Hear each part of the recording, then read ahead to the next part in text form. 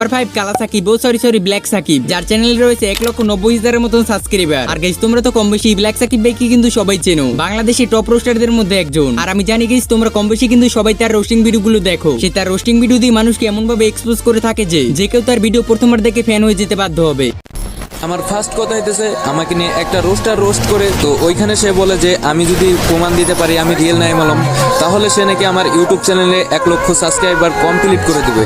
হয়তো আমি তার নামটা বললাম না, যে নাকি বলেছিল 1 লক্ষ সাবস্ক্রাইবার কমপ্লিট করে দিবে, অথচ দেখো তারই ইউটিউব চ্যানেল এখন ঝুঁকির মুখে, অথচ আমার 1 লক্ষ সাবস্ক্রাইবার তো এখন কমপ্লিট করে দিল না। যেহেতু ওকে, তোমরা হয়তো বুঝতে পারো নাই ও কার কথা বলছে। ও আসলে ওর জন্মদাতা বাপের কথা বলে নাই, ও আসলে ওর আরেক বাপের কথা বলছে যার নাম নাকি ব্ল্যাক সাকিব।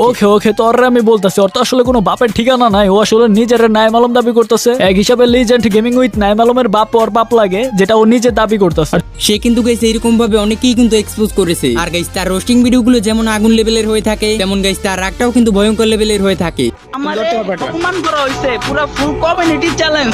আমি ব্ল্যাক সাকিব একা খাড়া থাকবো, আমি ব্ল্যাক সাকিব কন্ট্রোভার্সি একা করি, কারো বাপের সাধ্য নাই একা করবো আমি। কে রাইবি বাংলাদেশ টপ 1 আলিফ গেমিং, শান্তু দাদা, অবাইদুল ভাই, কে রাইবি আয়, আমি একা ব্ল্যাক সাকিব একা খাড়া থাকবো।